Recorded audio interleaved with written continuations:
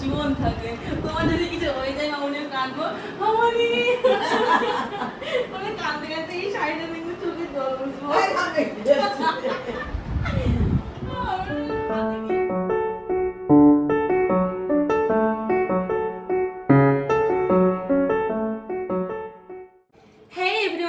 আমি তোমাদেরকে আজকে মামুনির মানে আমার শাশুড়ি মার একটা মহামূল্যবান একটা খাজানা দেখাবো, মানে একটা খাজানার ভান্ডার দেখাবো, যেখানে মামুনির পুরো জীবন আছে, মানে কলিজা মামুনির সমস্ত কিছু সেই একটি বক্স বলতে পারবো, একটা আলমারি বলতে পারো, তার মধ্যে বন্দি আছে মামুনির জীবনটা। আমি আজকে তোমাদের দেখাবো।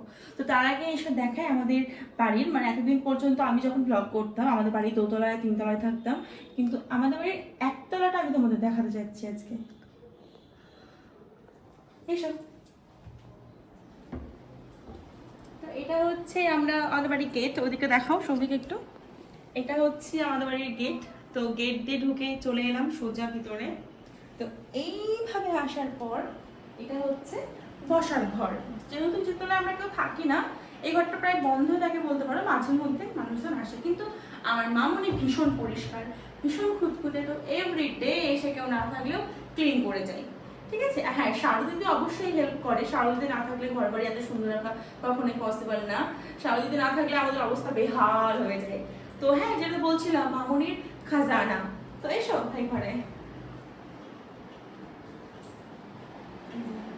আজকে তোমার খাজানা লুট করতে এসেছি আমি। বিগত 1.5 বছর থেকে আমি যা পারিনি, আজকে আমি তাই করবো। মামুনির গয়নার আলমারির চাবি, লকারের চাবি, এভরিথিং আমার কাছে, সমস্ত গয়না আমার কাছে, কিন্তু দিস ওয়ান, এটাকে দেখাও। এই আলমারিটার চাবি আজ পর্যন্ত একদিনের জন্য আমি হাতে পাইনি। আজ আমি আলমারির চাবিটা হাতে পেয়েছি। আমি নাচ করছিলাম, নাচ করতে করতে আমি যখন বুঝতে পেরেছি মামুনি নিচে করে আলমারি খুলেছে, আমি তখন ছুটে চলে এসেছি, না আজকে আমি দেখবো, এটাকে আজকে আমি হাসিল করবো। মেরা হুয়া সোলেমান। তো এসো গাইস, ওদের দেখাই এর মধ্যে কি আছে। খোলা আছে। তারা ধুম ধুম, তারা ধুম ধুম, তারা ধুম। সো এই দেখো মামুনির খাজানা, দেখে নাও। দেখতে পাচ্ছ মামুনির খাজানা তোমরা? তো এই যে আমি দেখাচ্ছি, এইগুলো হচ্ছে মামুনির পিওর সিল্ক, মানে যেখানে আমি সত্যি কথা বলতে কি, এত শাড়ির কালেকশন, এত ব্লাউজের কালেকশন আমার কাছে কখনো আমি দেখিও নি। আমার কাছে গেও তো এত শাড়ির নামও আমি জানি না। তো যার শাড়ি সেই সব থেকে ভালো করে বলতে পারবে এগুলো কি শাড়ি, কোথা থেকে এটা। প্লিজ কাম, যাও সামনে যাও। বলো এগুলো কি সুন্দর শাড়ি। এই উপরে সব সিল্কের শাড়ি, সব সিল্কের, এখানে সব ঢাকায়, এগুলো তো সব ঢাকায় সেকশন, তাই তো? আর এই যে ব্লাউজের সেকশন, সর্বনাশ। ওই যে সামনে পেছনে সব ব্লাউজ, এখানে ব্লাউজ, এখানে ব্লাউজ আছে সব। আর এগুলো সব ঢাকায় সেকশন আছে, বিভিন্ন ধরনের হ্যান্ডলুম। ওগুলো কি করবি তুই শাড়ি? আমি সব ঝেপে দেবো। আর কিছু শাড়ি আমি সব দিয়ে দিয়েছি, আলমারি আমি ফাঁকা করে দিয়েছি। এইগুলো কি মানে শাড়ি কালেকশন? এগুলো হ্যাঁ সব। আচ্ছা, তাহলে আমি আরেকবার ক্লিয়ারলি বলে দিচ্ছি। মামুনি বললো যে এইগুলো মামুনির সব সিল্ক, কোনটা কোন সালে কেনা? Pure silk. এত শাল মনে থাকে নাকি কারোর? এগুলো হচ্ছে মামুনির সমস্ত পিওর সিল্ক। এখানে এইটা কি শাড়ি মামুনি? এটা ওটা ওই যে কাঞ্জিভারম।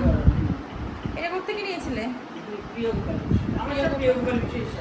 প্রিয়গোপাল। মামুনি বলছে মামুনি 80% শাড়ি প্রিয়গোপাল। আচ্ছা, তো সমস্ত কিছু আমার গাইস, আমার সমস্ত কিছু। মামুনি দলাত সরাত কিচ্ছু দেওয়ার লোভ নেই। এটাতে আমার এত লোভ। স্টপ করো। শাড়ি আমি কিনে দিয়েছি এর মধ্যে লাস্ট, মানে আমি বলতে কি আমার হাজবেন্ডের টাকা নিয়ে আমি কিনে দিয়েছি। দেখাচ্ছি শাড়িটা। এই শাড়িটা কি বলতো, মানে আমরা দেখতে গেছিলাম যে বিষ্ণুপুরের ওই কুড়িতে কি করে, মানে ওই রেশম দিয়ে না, মানে আমাদের সামনে লাইভ করে শাড়ি বানাচ্ছিল। তো সেই রেশম বুটিকের শাড়ি এটা বিষ্ণুপুর থেকে নেওয়া। এইটার কোয়ালিটি এত সফট, এত সুন্দর না। এই শাড়িটার মধ্যে লোভ আমার সারা জীবন থাকে। তোমার যদি কিছু হয়ে যায় মামুনিও কাঁদবো, মামুনি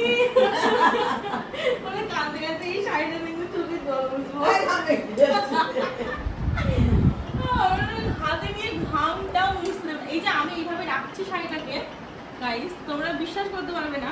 আমি রাখলাম তো এই ভিডিওটা অফ করার পরে মামনি এই সব শাড়িগুলো রাখলে সুন্দর করে রাখবে। হ্যাঁ এক্ষুনি রেখে দেবে সুন্দর করে। মানে আমি এদিক থেকে ওদিক হয়েছে, কিন্তু শাড়ি অ্যাকচুয়ালি দিক থেকে ওদিক হওয়া যাবে না। তো এখন যদি আমি খুলে খুলে দেখাতে চাই এই শাড়ির স্টক আমি দেখাতে পারবো না, আমি তোমাদের বোঝাতে পারছি না, আমাকে দাও। হেসের এই বলে না বলে না বলে না হেসে ঠেসে এগুলো সব ঢাকাইয়েরই কালেকশন, এগুলো সব নিচেও রয়েছে। এটা হলো বেনারসি আছে কিছু। এই যেটা হচ্ছে মামনির বিয়ের শাড়ি, মামনির বিয়ের শাড়ি। ধরো মূল্যবান একটা শাড়ি আমি খুঁজে পেয়েছি, সেটা হচ্ছে এটা এটা কিসের? এটা বিয়ের না রিসেপশনের? বিয়ের শাড়ি। এটা বিয়ের, এটা হচ্ছে মামনির বিয়ের শাড়ি। বিয়ের এরকম বেনারসি ছিল তখন বিয়েতে? কি বেনারসি এগুলো? সিল্ক বেনারসি। এটা প্রত্যেকে নিয়ে নেওয়া ছিল, মনে আছে? কৃষ্ণনগর। আচ্ছা কৃষ্ণনগরের। আর এটা দিয়েছিল বাবা মোহিনীমোহন হয়ে গেল। আদি মোহিনী মোহন তখন ছিল, আদি মোহিনী মোহন। এটা আদি মোহিনী মোহন থেকে কিনা। আমার ভালো লাগছে স্যার। হ্যাঁ ও বাই দ্য ওয়ে তোমাদের একটা নতুন নামের সাথে পরিচয় করাই। বিয়ে হয়ে আসার পরে আমার শ্বশুরমশাই আমাকে বলে, আমি প্রথম সৌভিক এটা সৌভিক ওটা নাম ধরে ডাকতাম। শ্বশুরমশাই বলে এই বাড়িতে নাম ধরে একদম ডাকা চলবে না বরকে, এই ওই বলে ডাকতে হবে। তো আমার পক্ষে সেটা ইম্পসিবল ছিল। তো বিয়ের পরের দিনকে এসে আমি আমার হাজবেন্ডের নাম দিয়ে দিয়েছিলাম ঈশ্বর। তো সেই নামে এখনো পর্যন্ত আমি ডাকি ঈশ্বর। যারা আমাকে চেনে, যারা আমাকে জানে, তারা প্রচন্ড হাসাহাসি করে এটা নিয়ে। তো আপনাদের সবাইকে জানিয়ে দিলাম আমার হাজবেন্ডকে আমি ডাকনাম দিয়েছি ঈশ্বর। তো ফিরে যাই আমাদের যে টপিক ছিল। তুমি রেখে দিয়েছো অলরেডি? ঠিক আছে। তো আমাকে আবার একবার ব্লাউজের কালেকশনগুলো আরেকবার দেখিয়ে দিই। এই হচ্ছে মামনি ব্লাউজের কালেকশন, আর যেগুলোর প্রতি আমার চরম চরম চরম লেভেলের লোভ। মানে পিছন থেকে না অনেক নিচ পর্যন্ত ঢাই দেওয়া আছে, আমি দেখাতে পারছি না তোমাদের। সো এটা ছিল অনলি শাড়ি সেকশন। এখনও মামনির চুড়িদার সেকশন, অনেক কিছু সেকশন আছে, সেগুলো আস্তে আস্তে তোমাদের দেখাতে থাকবো। তো আরেকটা কথা বলে দিই, এই আলমারিটা কিন্তু মামনির বিয়ের আলমারি। মানে মামনিকে বিয়েতে মামনির কাকু দিয়েছিল আলমারিটা, আমি শুনেছি। তো এই আলমারিটাকে বহু বছর পর আবার মানে এই রিসেন্ট কিছুদিন আগে না, মাস দুয়েক আগে আবার কালার করে রিপেয়ারিং করা হয়েছে। আর এইটা হচ্ছে আমার বাবার আলমারি, মানে শ্বশুর মশাইয়ের বিয়ের আগের আলমারি। তো এটাকে দেখাই। এখানে এসো, এখানে বাবার জামা কাপড়ের কালেকশন রয়েছে। এখানে এখানে আমার শ্বশুর মশাই জামা কাপড়ের কালেকশন রয়েছে। এর মধ্যে উইন্টার কালেকশন, এগুলো হচ্ছে পাঞ্জাবের কালেকশন। বাবার উপরে আছে তো, এখানে কিছু নেই না? ও বাবার আলমারি আলাদা উপরে রয়েছে। আর বাবা মামুনি সব জায়গায় তোমার শাড়ি ছিটিয়ে রেখেছো। এখানে মামুনির চুড়িদারের সেকশনগুলো রয়েছে, এগুলোতে মামুনির চুড়িদার রয়েছে, এগুলোতে মামুনির চুড়িদার রয়েছে। আর বাবার এখানে কয়েকটা কিছু আছে শার্ট। হ্যাঁ, এবার আমি তোমাদের একটা শাড়ি আমি তোমাদের দেখাবো, যেটা মামুনির শাড়ি কেনার এত নেশা। মানুষ বিড়ি খেলে সিগারেট খেলে তার বিড়ি সিগারেট খাওয়ার এত ক্রেভিং নেশা হয় না। তো এই শাড়িটা কোথা থেকে সেই লাস্ট দিন 15 আগে প্রিয়গোপাল বিষয় থেকে মামনি কিনে নিয়ে এসেছে, যে না পয়লা বৈশাখের দিন পরবে। মামনি শাড়ি কেনার ক্রেভিংটা এরকম, একটা ডেট ফিক্সড, এটা কোনোটা উপলক্ষে কেনে কিন্তু সেই উপলক্ষে পরে না। মামনি যখন ইচ্ছা হয় তখন পরে। এই শাড়িটা কত নিয়েছে মামনি? 5000 কত? 5600 টাকা নিয়েছে। তো এই শাড়িটা মানে আমি মানে মামনির বুকে আঘাত লাগে বলে মোড়াচ্ছি না, কিন্তু এটা ঠিক লিপস্টিকে একটা মুঠোর মধ্যে চলে আসবে। এটা হচ্ছে কি একটা পিওর সিল্ক বলছিল, কিন্তু শাড়িটার মানে ওজন 25 গ্রাম হলেও শাড়িটার গ্লেজ আমি হাত দিয়েছি বলে আমি বুঝতে পারছি, তোমরা হাত দিলে তোমরা বুঝতে পারতে। মানে এটা যে কি অসাধারণ শাইন শাড়িটার, মানে অসম্ভব সুন্দর গ্লেজ, অসম্ভব সুন্দর গ্লেজ শাড়িটার।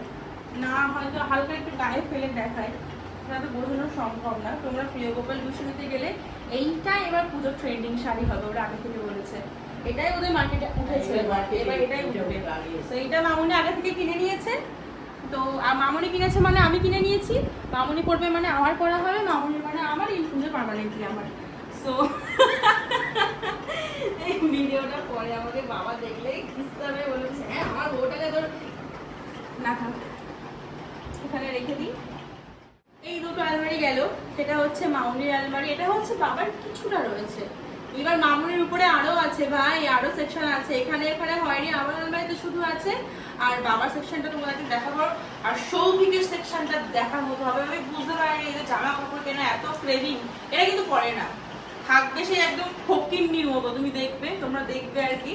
তো এটা হ্যাঁ আমাদের নিচের ঘরটাকে দেখিয়ে দাও, যেটা দিয়ে আমি ফার্স্ট ব্লগের স্টার্টিং শুরু করেছিলাম, মানে স্টার্ট করেছিলাম ব্লগটা। এটা হচ্ছে আমাদের নিচের ঘর, আমাকে দাও আমি দেখিয়ে দিচ্ছি ভালো করে। মানে মানে আমার যখন বিয়ে হয়ে এসেছে তখন এই ঘরটা আমি তখন এই জমি কিনে এই বাড়ি প্রথম করেছি। আচ্ছা, মানে মামুনিরা হচ্ছে, মামুনি যখন বিয়ে করে আসে বাবাকে তখন একটা ভাড়ার বাড়িতে থাকতো, তো সেখান থেকে আস্তে আস্তে মামুনির এই একতলাটা করা। মামুনির বাবা অনেক কষ্ট করে একতলাটা করেছিল, তো মামুনির এই ঘরটার মধ্যে প্রচুর স্মৃতি নিচের ঘরে আসলেই শোনায়। আর এই মুখ দুটো না আমরা এই দিনকে না ওই পুরুলিয়াতে গিয়ে নিয়ে এসেছিলাম। তো এই মামুনির শখের ঘরটা একবার দেখিয়ে দিই তোমাদের। আপাতত ফাঁকা, কারণ এখানে কেউ থাকে না, একটা সিঙ্গেল অনলি খাট থাকে, আর কিছুই থাকে না, কোনো জিনিসপত্র সেভাবে নেই এখানে। আর এই যে আলমারি দুটো রয়েছে আর টেডিটা থাকে, আর কিছুই থাকে না এখানে বেসিক্যালি। ও হ্যাঁ, বাবা এখানে অডিট করে, এখানে এই ঘরটায় বসে বাবা, আমার শ্বশুরমশাই ছিলেন হচ্ছে হাই স্কুল টিচার ছিলেন, কালীনগর হাই স্কুলের বায়োলজির টিচার ছিলেন। তো উনি সবসময় পড়াশোনার মধ্যে বই পড়তে, কিছু না কিছু মানে পড়াশোনা কাজের মধ্যে থাকতে খুব ভালোবাসেন, তো তার জন্য এখানে অডিট করেন উনি রিটায়ারমেন্ট করার পর। তো লাইটগুলো বন্ধ করে এলে মামনি আমাকে খেয়ে ফেলবে। তারপর হচ্ছে আমার মামুনি শাড়ির বিজনেস করতো, মানে আপাতত বন্ধ আছে কিন্তু আবার স্টার্ট করবে নতুন করে। তো এখানে তার কিছু কালেকশন রয়েছে। এটা হচ্ছে বসার ঘর, মানে আমাদের একতলার এটা হচ্ছে বসার ঘর, বসার রুম। আর এই শোকেসটা হচ্ছে মামুনি বিয়ে করে এসে নিজে ভান্ডারে টাকা ফেলে মানে অল্প অল্প করে গুছিয়েছিল, এই শোকেসটা বানিয়েছিল। আর এর মধ্যে রয়েছে আমার হাজবেন্ডের ছোট্টবেলাকার সমস্ত খেলনা, সমস্ত গাড়ি টাড়ি সব কিছু মামুনি সব গুছিয়ে রেখে দিয়েছে। আমার মামুনি এত গোছানি, আর মানে এত গোছাতে পছন্দ করে, মামুনির জীবনটাই সবসময় ঘর গোছানোর জন্য পড়ে থাকে। যখন মামুনির নিজের ঘরে থাকতো, মানে সৌভিক যখন খুব ছোট ছিল তখন এটা ছিল মামুনির রান্নাঘর, মানে যখন একতলায় থাকতো দোতলায় শিফট হয়নি, তো সেখানে এখন বাবার অডিটের সমস্ত খাতাপত্র ফাইল থাকে এখন এখানে। কিন্তু একসময় এখানে রমরমা রান্না বান্না হতো। আর এইটা মামনি কেন করেছিল, যে না করেছিল এখানটা ডাইনিং টেবিল ছিল, যে মামনি হয়েছিল ওই রেস্টুরেন্টে হয় না এরকম খোপ দিয়ে খাবার বানিয়ে দেবে, এরকম হোটেল কি যেন টেবিল নাম্বার 72, টেবিল নাম্বার 75, মামনি একটা এরকম ইচ্ছে ছিল। আমি বুঝতে পারি না পাশেই দরজা কেন ওই দিকে দেওয়ার দরকার ছিল, যাই হোক ভালো লাগে এটা। মেরি সামনে वाली खिड़की पे, আমার একটা রিলস বানানো হয়ে যাবে। লাইটটা বন্ধ করলে কারেন্টের বিল উঠবে। এই ঘরটা এসো, এই ঘরটা আপাতত এই ঘরটায় এসে দেখো, মানে যেহেতু একটা টিচারের বাড়ি, সেখানে চারিদিকে খাতাপত্র বই ছড়িয়ে ছিটিয়ে থাকাটা স্বাভাবিক, তো এই বাবা অডিটের জিনিসপত্র এখানে থাকে। আর এই ঘরটায় আমরা মাঝে মধ্যে বিকেলবেলায় এসে একটু বসি, টাইম স্পেন্ড করি। আর এটা হচ্ছে কোথা থেকে নিয়ে আসা মামনি দেখো, শোপিসটা আমার খুব পছন্দ, রাজস্থান থেকে নিয়ে আসা, সত্যি আমার ভীষণ পছন্দের শোপিসটা। তো এই হচ্ছে ঘরটা, আর আমরা টাইম স্পেন্ড করে এখানে কিছুটা। এই ঘরটা মাঝে মধ্যে খোলাপাড়া হয়। ওই ডিনার সেটটা আমার বিয়েতে পাওয়া, শুধু ডিনার সেট শুধুমাত্র সাজানোই থাকে তাই নয়, আর ডিনার সেটে খাবারও পাইয়ে, তো এটা অনলি সাজানোই থাকে। ও হ্যাঁ, আমাদের নিচের ঘরে ব্যালকনিটা দেখিয়ে দিই, এসো। তালা দেওয়া আছে না? ও তালা দেওয়া আছে, অন্ধকার হয়ে গেছে কি বাইরে? অন্ধকার হয়নি, না অন্ধকার হয়ে গেছে, একটু বাইরে এসো। এটা হচ্ছে আমাদের নিচের ঘরের ব্যালকনি। এই যে লাইটটাই বসে বসে প্রচুর সময় কেটে যায়। দেখো এদিকে রাস্তাটা রয়েছে, এদিকে আমরা বসে থাকি। এই ব্যালকনিটা আমার বেশি ভালো লাগলাম, দোতলার ব্যালকনি থেকে, জানো তো। এদিকে আমাদের এই বাগানটা রয়েছে, আগের দিন দেখিয়েছিলাম, এই সাইডটায় রয়েছে। আর এটা গাছ লাগানো রয়েছে, এইটাকে স্টুডিওর মতো লাগে, হালকা বৃষ্টি পড়ছে বাইরে, জানো তো। আর এটা হচ্ছে আমাদের বাড়ির মেন গেট, দেখিয়ে দাও। তো আজকে বাড়ির এই ব্লগটা, এই ভিডিওটা আজকে এইটুকু পর্যন্ত ছিল। নেক্সট ডেতে একদিন পুরো বাড়ির হোম টুরটা করে দেখাবো। সো টাটা বাই, সবাই ভালো থেকো। আর ব্লগটা কেমন লাগলো অবশ্যই জানিও। আর please like comment share and subscribe. Love you all, by.